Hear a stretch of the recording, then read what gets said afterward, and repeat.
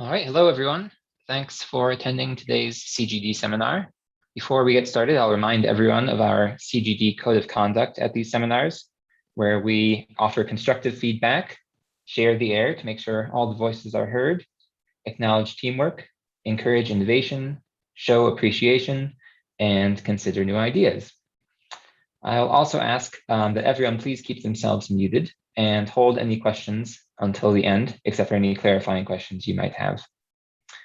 Now it's my pleasure to introduce today's speaker. Ashley Payne is Assistant Professor in the Department of Climate and Space Sciences and Engineering at the University of Michigan. She received a bachelor's from the University of Texas and master's and PhD in Earth System Science from UC Irvine, and was the recipient of a President's Postdoctoral Fellowship at Michigan. Her interests and expertise include the dynamics of extreme moisture transport events, their impacts on land, and their representation and predictability in models.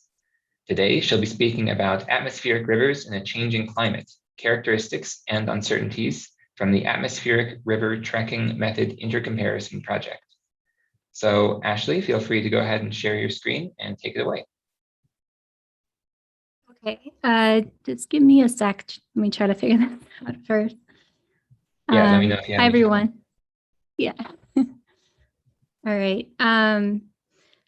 Okay, let's see. Sorry. Okay, what screen is showing? Can someone tell me? I see the big slide. Doesn't look like presenter mode. Awesome. Okay, perfect. Hi, everyone. So thank you for having me here today to present. And also just looking through the people who are in the room.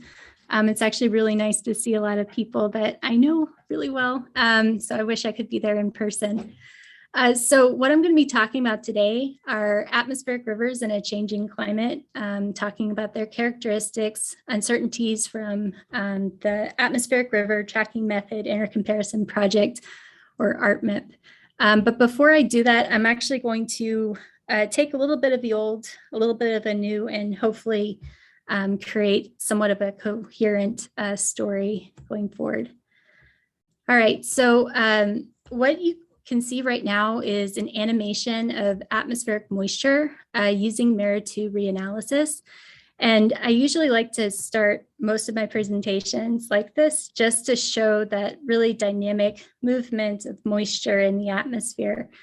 And so what you can see here is, the tropical reservoir of moisture, and over the Pacific Basin, this streamer basically extending up to the west coast of the United States.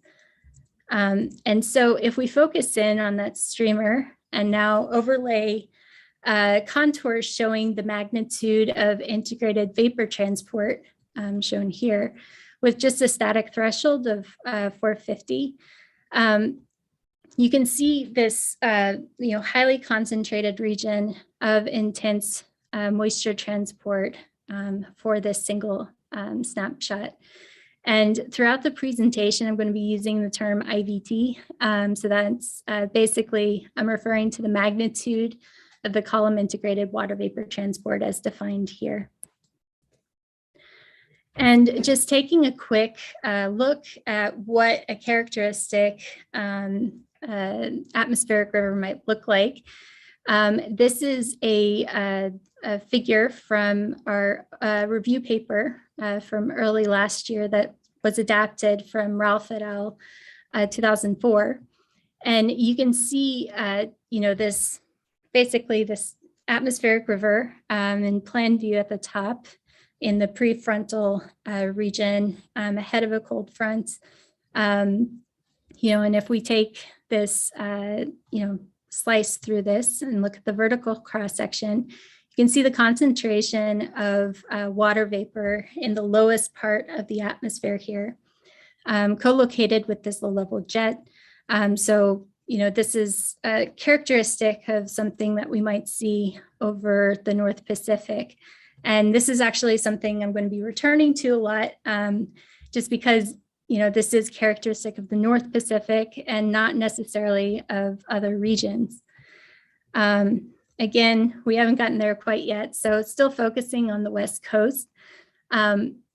This is just a image of the accumulated precipitation for that animation I showed earlier. This is a major event that occurred in 2006. And you can see, this large precipitation signature with totals in excess of 150 milliliters over the Cascade region. And this is actually a fun, deep dive into history, looking at the history of atmospheric river impacts along the West Coast. And going back as early as the mid 19th century, there was basically a period of time that is believed to be linked to a series of atmospheric rivers that resulted in this inland sea in the Sacramento and Central Valley region. So you can see an image of that here. And in Southern California, as far back as 1938, we have a major flooding event that's thought to have been connected to an atmospheric river making landfall. And here's that final event that I showed earlier in the animation, showing the impacts on land. So continuing on this theme of atmospheric rivers as these extreme events, this is a figure from Ralph and Dettinger 2012, showing basically the maximum accumulated precipitation, daily precipitation for various stations, and basically categorizing them into different bins. And so you can see across CONUS, right? You can see, a lot of stations fall into that first bin. This is the 3-day summation. But there's only a few that really fall into these higher categories over a 3-day period. And if you compare what you see along the West Coast to what we see in the East Coast, you can actually see that the precipitation extremes in the West Coast can be comparable to what we might see resulting from tropical cyclones along the Gulf Coast. Now, not all of these totals here are completely due to tropical cyclone activity, but the majority of these events are. So continuing on to talk about basically significance and importance to water resources. This is a figure from Dettinger et al. 2011, showing the number of days for which half of the wet season precipitation is accumulated. And this just shows how important a relatively small number of these events are for water resources, especially in places like Southern California, where you can see these orange colors here and even the pink colors. Now, this is a very rough figure showing, one of the things that I was interested in was, okay, well, atmospheric rivers are extreme events. We have this really nice, catalog from Corringham et al. 2019 that linked an estimate of AR damages, or an estimate of total damages due to AR conditions for 1978 to 2017, using information from the National Flood Insurance Program and NWS data, and comparing that to tropical storm systems, so including tropical storms and hurricanes, using the NOAA NCEI $1 billion weather and climate disasters report. You can actually see, again, very rough comparison, but you can actually see the magnitude of the accumulated damages and losses, say in places like California, are not quite so different in magnitude to what you might see along the East Coast. Now, of course, you can see as we get to these higher categories, the teal is for the tropical storm systems. Places like Texas, Louisiana, and Florida, really, we're talking about a large amount of damage. But for the majority of the Western states, we can see it's somewhat comparable. But I don't want to only talk about the West Coast, because people live in other places. So what I'm going to talk right now is just a few more recent studies showing, some of the upcoming research in different regions, focusing on, both the precipitation and wind extremes, but also significance to water resources. And this is a rough map showing where that research is focusing. I talked about the West Coast, but, I've only talked about CONUS. There's a lot of impacts that have been observed in Alaska and also in along the West Coast of Canada. Of course, Europe has, pretty, large amount of literature devoted to it. But outside of those regions, in places like the West Coast of South America, especially in polar regions, like in Greenland and Antarctica, research is much newer. So to start, this is a recent paper from McGowan et al. 2011. And let me see if I can move the controls there at the top. This is a figure from, or basically a modified figure from this very recent study, McGowan et al. 2021. On the left, what you see is a satellite image from their figure 2B, showing one of the two cases that they studied. And you can see this, this cloud band. They found that a lot of the ARs in that region are connected to this very characteristic northwest cloud band. So here's the event that they're looking at. And on the right, what you see is a breakdown of station data in the Australian Alps. They had a station at high altitude measuring the phase of precipitation and the temperature for this AR as it crossed over that region. And you can see these very warm temperatures associated with these rain on snow events that were immediately followed. And this is showing discharge of, this, I think it's the Snowy River at lower elevations that's fed by this region. You can see an almost immediate impact of the discharge in this river, basically showing, the triggering of this atmospheric river, an observed event documented showing this rain on snow conditions inducing flash flood conditions downstream. And so this, kind of, again, going back to the moving out of the West Coast, these AR rain on snow events can trigger sometimes severe flooding, but not always. And one of the things that's very unique for this region are the snowpack characteristics that really kind of keep, the potential hazards for this on kind of a knife's edge. So continuing on. Now focusing on Antarctica. So this is something that I find fascinating, and it's almost like every day there's a new paper coming out. So here, an explosion of research on Antarctic ARs. And one of the things that is really interesting is these are relatively rare events, but they dominate accumulation, especially over East Antarctica. And so this figure right here is from Gorodetskaya et al. 2014, their figure 3, showing these high accumulation events for the station that are associated with ARs. And so you can see time on the x-axis and snow height on the y-axis. And, basically this is kind of, good foundation for looking into these further. A very recent paper from Jonathan Willey et al. 2021.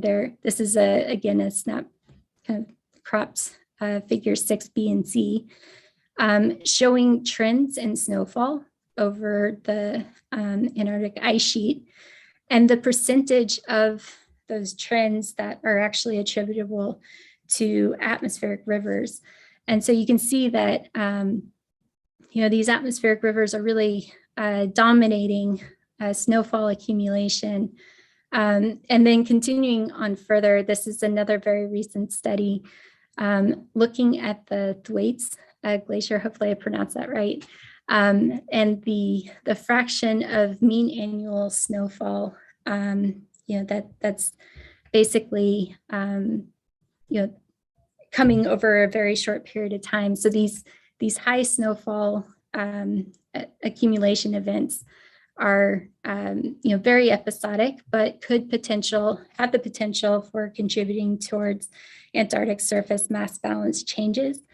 And looking at all of these studies, one of the things that comes out of it is because of the reduced moisture capacity at high latitudes, many of these studies, they really require regional focus.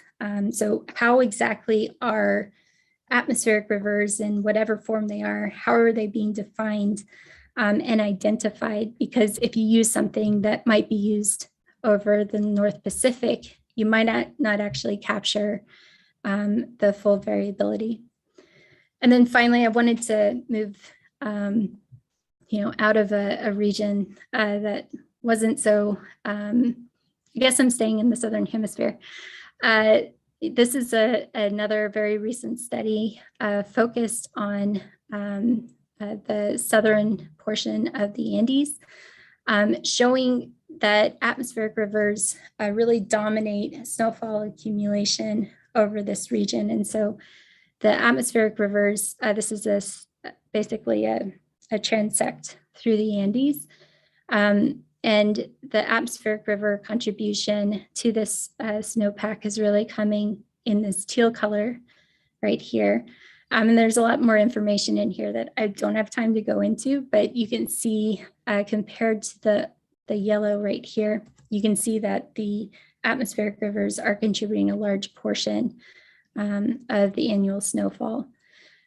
So I wanted to include this to really talk about the need to better constrain AR contributions to water resources, especially in regions like this where, a lot of the annual snowfall is tied to atmospheric rivers. In a warming climate, there's an increased potential of rain on snow events. What does that mean for this, the storage of water resources in these mountainous regions? And then just to, I guess, further focus the points of this whole talk. So what I want to do here is to look at what are the robust responses of ARs to climate change. And this is a schematic from our review paper from 2020, again, showing basically the aggregate, research for these various regions, and looking at the trends for these various things. So basically looking at increases in frequency or decreases in frequency, changes in location, precipitation extremes, snow or ice melt, flooding, and where those fall when we look at AR frequency increases in the pink right here. And it's really hard to see just because there's a lot going on here, but there are a lot of question marks. And so one of the things that I'm going to be finishing with is really trying to convince everyone that these things are worthy of looking at. And, a lot more needs to be done, especially at the global scale, to further characterize their variability and response. Okay, so again, a very short outline about what I'll be talking about today. I wanted to use an earlier study that I did with my advisor, Gudrun Magnusdottir, as basically a comparison and motivator for the ArtMIP C20C Plus project, which I'll introduce later. And so hopefully I can remember stuff from 2015. So this is, before I get into the meat of the research for the CMIP-5 project, I first want to orient everyone about my approach for identifying AR conditions along a coastline. So we haven't quite escaped the west coast of North America. So this is the region that I focused on in this project. And so in order to isolate events only focusing on landfall, this is basically showing the integrated vapor transport falling along this transect, hugging the coastline. So for each time slice in this period, running from 1979 to, I believe, 2014, we calculated the characteristics at landfall. And so centering the data within this transect, so I'm only focusing on this region, take the average. And so that for each time slice, I'm left with two distributions for IVT and precipitation. And so you can see IVT in blue right here and precipitation in orange. And this is showing the zonally averaged IVT, zonally averaged precipitation within this transect. All right, so two values basically quantify conditions for this region. The first is the peak in IVT taken from this distribution. And the second is the cumulative precipitation centered, basically in a box centered on that peak IVT. So trying to get at the impact as well. All right, so what you're seeing here, I'm going to introduce parts of this very slowly. We have 3 hourly time steps that are sorted by that peak IVT value. And this is showing the maximum IVT along there. So here we have sorted data from October to March, 1979 to 2014. And here in gray, we're showing the associated precipitation for each of those time steps. And so you can see this nice correspondence between the maximum IVT for each of those time steps and its associated 3 hourly precipitation total. So in order to identify AR conditions, I have 3 criteria. So the first, that IVT exceeds the 85th percentile of the climatology along that transect. The second is that the integrated moisture, the column integrated moisture exceeds 2 centimeters. And the third, that the 850 hectopascal wind speed exceeds 10 meters per second. And these last 2 points, I want to point out, are very region specific. So the choices in those thresholds were driven by observational studies that had looked at atmospheric rivers over the North Pacific that I'm not citing here, but you can generally assume that Marty Ralph was associated with most of those. And so this bottom panel is showing the aggregate landfall and duration for a single season. So this is October 2004 to March 2005. And what you're looking at is latitude on the y-axis and time on the x-axis. So, somewhat of a skewed Hofmahler. And this shows the landfall location and duration of each of the AR conditions identified using the methods I just described. And so as an example, this boxed feature at the very end is shown in the animation here. And so, I'm interested in, say that the events rather than the conditions. I don't actually use this last part in the study I'm about to talk about, but it becomes important when I talk about the ARPMIP project. And so in order to get at temporally and spatially consistent events, I am basically stitching together time steps with AR conditions. So 1 time step is required per event with AR conditions, with the length of the feature right here, extending over the basin in excess of 1,200 kilometers. This feature must persist along the coastline for more than 12 hours. And in order to stitch together, consecutive time steps, there needs to be a consistent latitude of landfall. And so you can see right here, say, if this thing's making landfall and all of a sudden something appears down here, that wouldn't be counted as part of the same event. All right, so to orient everyone to the AR conditions in CMIP5, how I went about this study. The first thing that I wanted to mention, the observational data sets that were used here are the air interim and MERA reanalysis. And what we're using are moisture transport and upper level dynamics, essentially creating and looking at daily averages. And we're looking at daily averages, so AR days rather than AR time steps or AR events, because we're constrained by the CMIP5 models. Back in the day when we started doing this project, it was very difficult to basically download a lot of data, but we were able to find 28 different models that had historical and RCP 8.5 runs at daily resolution that we could then use to compare to R2 reanalysis products.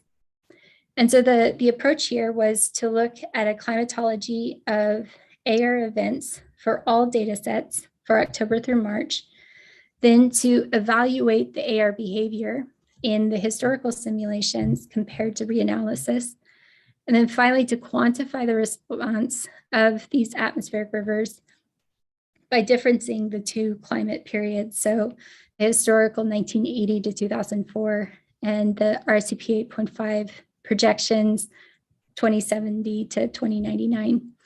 And so this is just a quick schematic that I'd put together. Basically, what are we doing? But in this second part, we're basically cutting down and only looking at 7 RCP 8.5 projections from 7 models to basically constrain and look at quality representations of atmospheric rivers. All right, so to start out with, this is a postage stamp type figure showing basically the representation of AR frequencies across all 28 different CMIP5 models compared to the MERA and ERA interim products. And so you can see in the shading, this is the frequency of AR occurrence. And in the contour, which is really hard to see, this is the bias. So basically the difference between the model and the reanalysis product, and the shade of the color is basically for MERA and ERA interim. Really hard to see, but it's there, I promise. So just at a quick glance at this figure, you can see that the models are generally able to resolve the AR features. There are some differences, especially if you start to look at the model bias. This tends to fall on the equatorward and poleward side of these kind of axis of maximum frequency extending away from the coastline. And so, at first glance, we get the characteristic shape, but there are some things that aren't, quite matching up with what we expect. So now what I'm showing is further breakdown of looking at model performance. So this figure shows the total count of AR days ordered according to the model itself, with MERA in the teal and ERA interim in the orange. And the models have been ordered from coarsest spatial resolution to highest spatial resolution. So 3.7 degree to 0.7 degree at the far right. And what you can see is if we compare, this kind of, roughly consistent number of AR days between the two reanalysis products, you can see that model performance is really, dependent on the spatial resolution of the model itself. Breaking this down further, This figure shows the yearly amplitude of the anomalies across the yearly amplitude of IVT anomalies across all models compared to the average for each reanalysis period. So let me introduce each part of this slowly. On the x-axis, we have time. On the y-axis, we have the positive IVT anomalies, where positive IVT anomaly might indicate an atmospheric river. And so here I'm showing the model average. And now we have the MERA and ERA interim, time series plotted here. And generally, if you compare here at the far right, if you compare the range of the kind of positive IVT anomalies associated with the two reanalysis products to the full range of that represented by all 28 models, you can see that the models generally overestimate the positive IVT anomalies associated with the ARs. So, there's kind of a few more things that we did here, but this really motivated cutting the total number of models that we were looking at. Again, I'm not saying that some of these models are bad. I'm just saying some of them weren't, a great fit for looking at atmospheric rivers. But cutting this down to 7 high-performing models, those are indicated here in the shading. Basically, this was to enable a better comparison with reanalysis. We saw a better comparison with reanalysis with this new smaller subset of models. And so in the next slide, what I'm going to show is a comparison of these two climate periods. So 1980 to 1999 and 2080 to 2099. I shaved down kind of the ends so that we had a consistent time span for each climate. All right, so first, what we're looking at is the response to climate change in the AR position for these 7 models compared to the model mean at the lower right.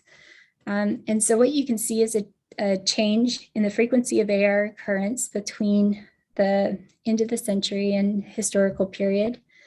And, with the model mean in contour right here. And you can see a consistent pattern of, of increased frequency. One sec. Sorry, I was teaching earlier and my voice is gone. You can see a consistent pattern of increased frequency equatorward of the historical distribution. So especially here. But generally, if you're looking at this distribution, you can see this broadening of the frequency distribution for each of the models. So a decrease kind of in the center portion and an increase on the flanks. Work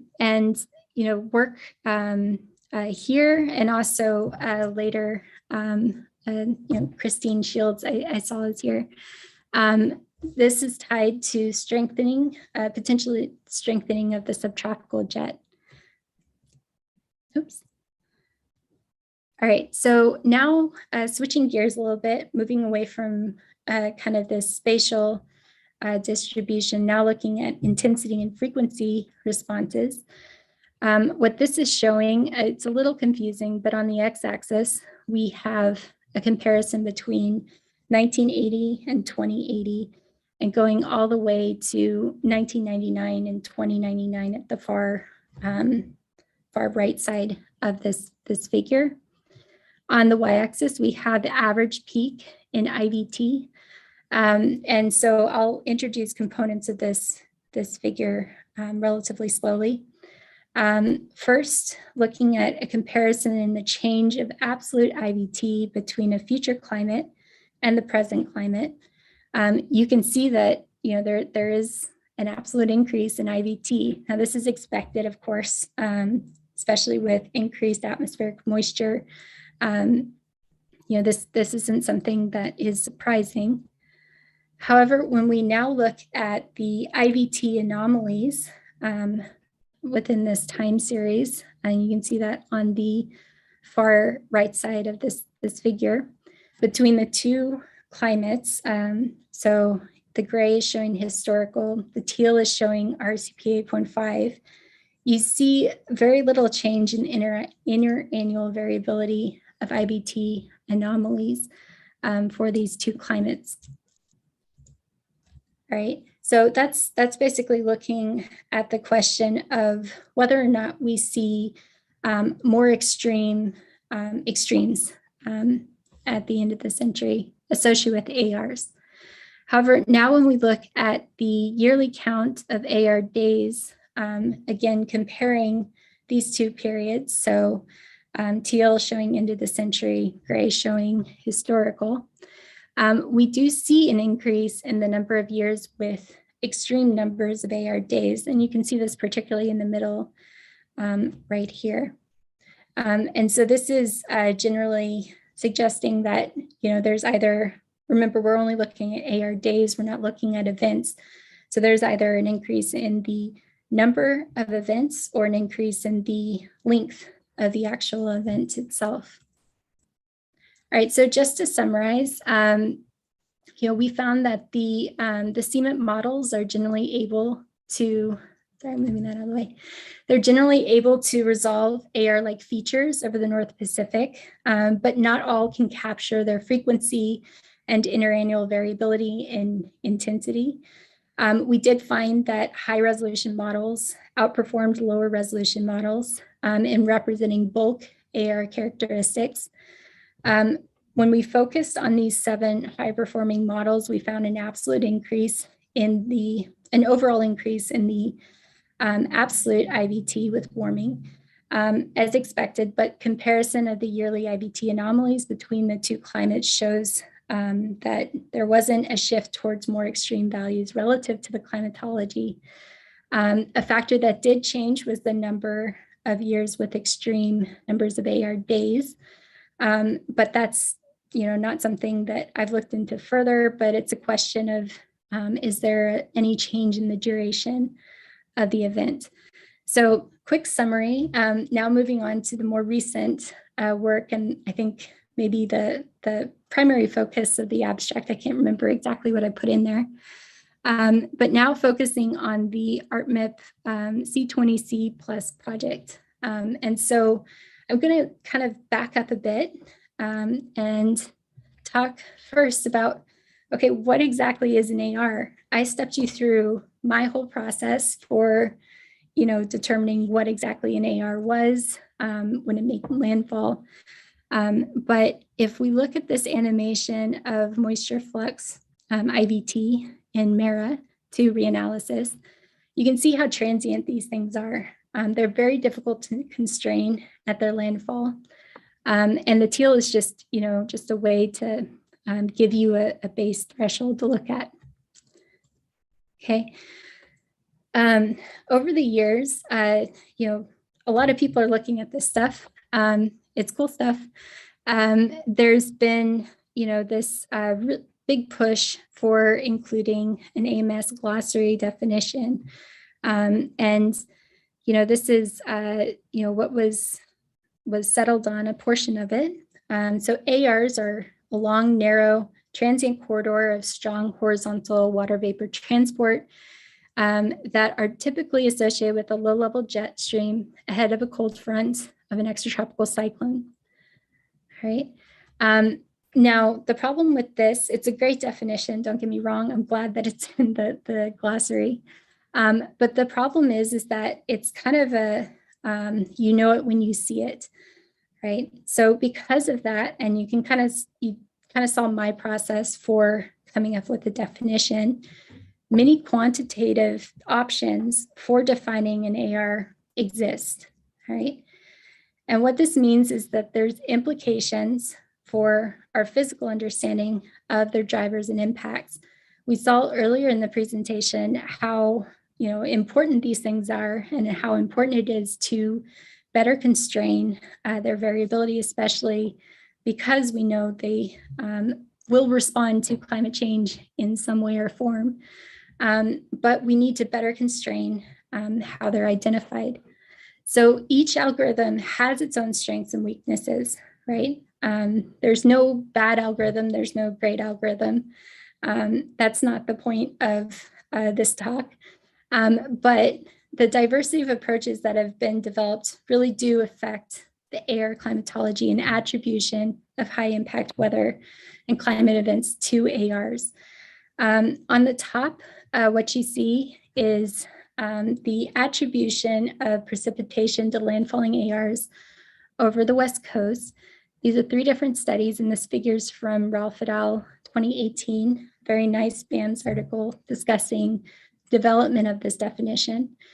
And what you can see is that there's a large range in the precipitation attributable to ARs, and that really comes out of the use of different definitions in each of these papers.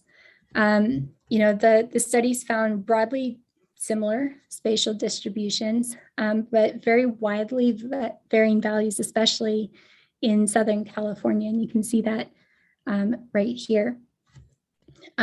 So in addition to these different approaches, they use different data sets, different periods of records.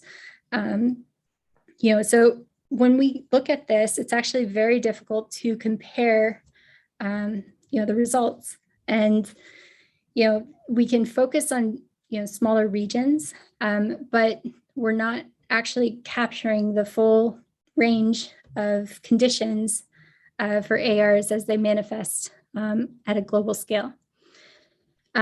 This bottom figure right here is from Christine Shields' 2018 paper, basically this foundational paper that set out the conditions for ArtMIP, and it's showing the differences in all of these different algorithms for a single event, just a snapshot as it makes landfall. And so you can see a lot of them actually capture this very nice inland penetration of this AR over the United States, but some don't even capture it. And unfortunately, mine is one of those. I'm actually not capturing possibly the precipitation impacts earlier in the life cycle of this AR as it made landfall. All right, so all of this is to provide motivation for ArtMIP. Our goal with this project is to understand and quantify uncertainties in atmospheric river science based on choice of detection or tracking methodology. On the previous slide, I talked about some of the drawbacks, in doing a direct comparison with all of these excellent papers that use different periods, different data sets, all of these things.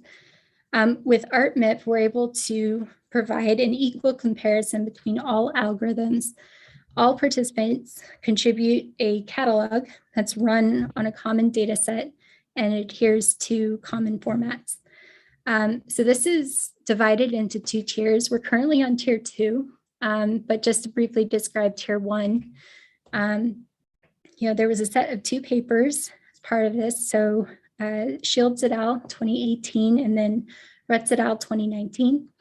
And here we quantified the uncertainty in air climatology and the associated precipitation and impacts due to the use of these different algorithms applied to MERA2 reanalysis. And in the following slides, I'll talk about comparison between T1 and T2. I'm comparing the results from the tier 2 to this baseline using MERA2. In tier 2, there's currently 3 ongoing projects. These are optional studies that not all research groups pursued, but they're more science driven. So, the purpose of this talk, how AR climatology and impacts might change with climate change.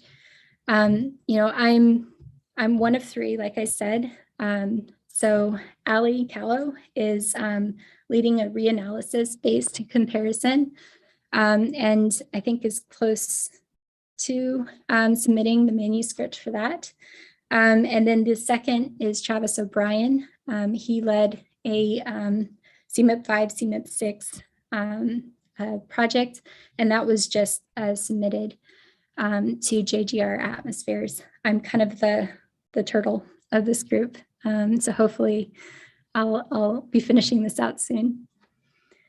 All right, so before I get into the results, I just wanted to show the range of choices for these different algorithms. This is a figure from Shields et al. 2018, this foundational ARTMIT paper, outlining the experiment design.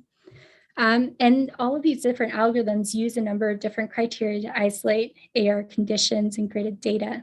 So to kind of tie this second part of the talk to the first part, if I'm to highlight, where my 2015 study kind of fell into, I was using, condition type. So, if conditions are met, then an AR exists for each time instance at that grid point. I had a length criteria for mine, but I didn't have any of these other requirements. I had a mix of absolute and relative thresholds. So a relative threshold on IVT, absolute threshold on lower level winds, and column integrated water vapor. I didn't employ it because I was talking about AR days, but when I was talking about having a temporally and spatially consistent event, essentially what I was doing was time stitching. So I was following this through time, but this was more of a post-processing part. And then finally, my algorithm is regional in extent. I only focus on landfalling ARs in the North Pacific along the west coast of North America. There are a number of global algorithms, and that's what I'm going to be focusing on in the next few slides. All right, so just to quickly orient everyone, for this project, we use two sets of data. We have the baseline MERA2 reanalysis at 3 hourly and relatively high spatial resolution spanning 1980 to 2005. And then the base data set for the C20C plus catalogs is the LBNL CAM5 20th century simulations, again at 3 hourly, quarter degree resolution, available through Clivar's C20C plus detection and attribution project. And they came courtesy of Michael Weiner. In the evaluation, what I'm looking at is, this comparison to tier 1 catalogs with the MERA2 reanalysis and the historical period of C20C plus, and then a comparison of the two climates within the C20C plus data set itself. All right, so the questions I'm asking here: do we see robust shifts in AR characteristics? And then how do the various treatments for moisture threshold affect climate change signals in ARs? Now I'm focusing only on the global algorithms because I'm looking at the clock right now and it looks, like I'm getting later in the hour. But there's a lot of research that I'm not showing here right now. All right, so just as a quick quality control, what I'm showing here is, a comparison of the tier 1 and tier 2 catalogs. First looking at frequency. And so this is the frequency for the historical period 1980 to 2005 for the C20C plus catalogs. And then the hatching shows where at least half of the algorithms are within 10% of their MERA2 values. And one thing you can see is that, let me just switch here. Over the basin, you can see that there's pretty large agreement. It's really at landfall. And if we're concerned about impacts, really the region that we want to focus on, where there is a little bit more variation. The bottom panel shows the duration, so the number of consecutive 3-hour lead time steps for which a grid point has AR conditions. And you can see that there's much better agreement between the tier 1 and tier 2 catalogs, though not over every region. So you can see in the South Pacific, this is much more variable. Okay, so now what I'm looking at is a comparison of the 2 climate periods. So on the top, we see the frequency difference. On the bottom, we see the duration difference. And as you can see in the top, there's an increased frequency, over basically the majority of the globe. There's a possible disconnect again in the South Pacific, where you do get this slight decrease in frequency, but the slight increase in duration that is pretty interesting. But overall, it's increased duration, increased frequency. All right, so now turning to the influence of algorithm restrictiveness on the projected response of ARs with climate change. What I'm showing here is just a setup for the analysis approach shown on the next slide. And so this is a single snapshot of this, this algorithm, single algorithm on the historical C20C plus data set. And what it's showing are all of the AR objects that were identified at that single time step for this algorithm. And so what I'm doing is I'm now looking at statistics for these AR objects. What is the average of each time slice for the IVT max, min, and mean? And then in that way, I can start to look at distributions and differences in distributions between algorithms and data sets. So the focus on the next slide is, again, influence of algorithm choice on the projected response. So this is a very busy figure, but if you focus on the top box plot, this is showing the range of average IVT over all times. The filled circle shows the average minimum value. The filled square shows the average maximum value. And on the bottom, what we're seeing is fractional area. So for each time step, how much of the globe is covered by an AR object. And the difference in the shading, in the teal colors, we have MERA2 reanalysis and the historical C20C plus data set. In the pink, we have end of the century plus our CP 8.5. So let's focus on that. First off, for each of these algorithms, so that's what each of these columns are, we see that there's excellent agreement between the tier 1 and tier 2 catalogs. So we're looking at consistency between these teal colors. And so this is, basically gives us confidence for looking at that end of the century change. When we compare now the teal colors to the pink, what we see is that algorithms with very little change in the fractional area, so basically, the ARs in the historical climate aren't smaller than the ARs in the future climate. They are showing the largest increases in IVT, right? So if you're thinking about averages, right, that means that in the future climate, these algorithms are most likely retaining kind of that core value.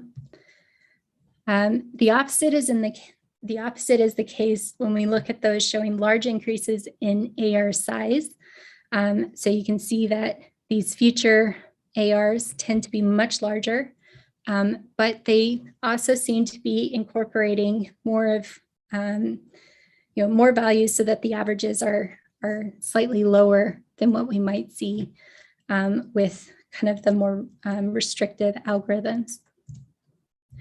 All right, so this is my last slide, second to last slide.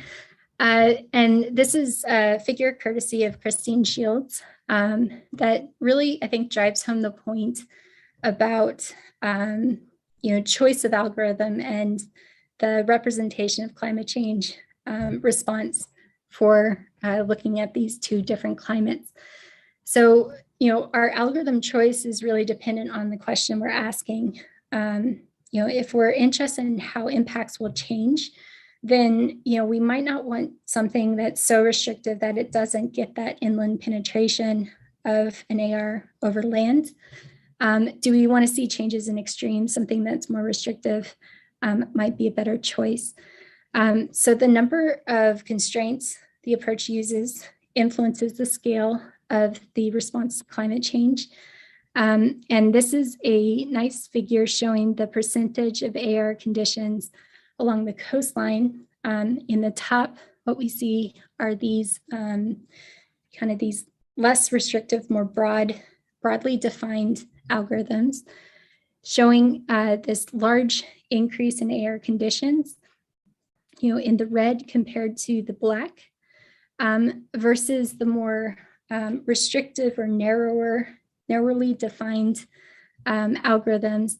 You see very little difference between the two. And so to kind of take this whole talk together and try to mash it together, my project that I talked about, the 2015 project with Gudrun, is really falling into this latter category. And so, this, to summarize, ARs are tricky to identify, but developing a physical understanding of their drivers and how they respond to climate change is really necessary given their impacts on human populations globally.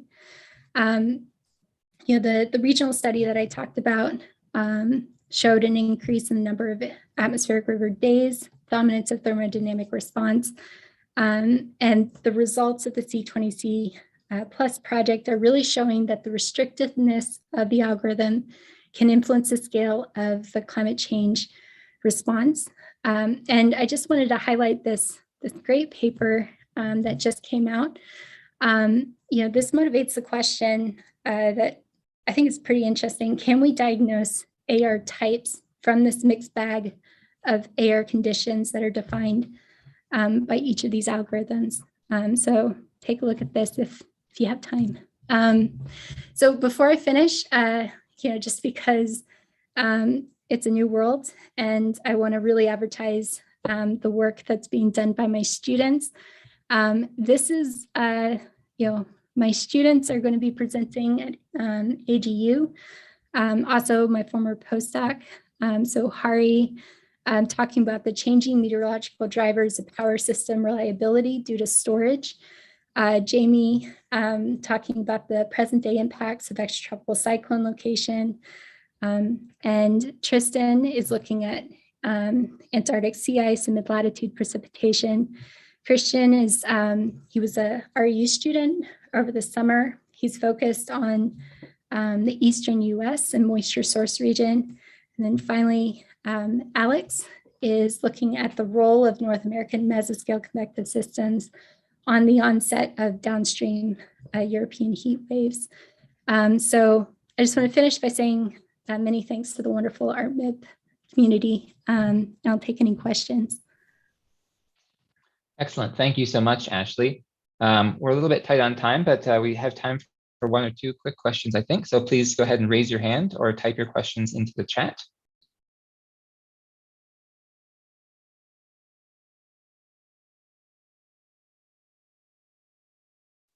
Oh, now I've lost my chat box.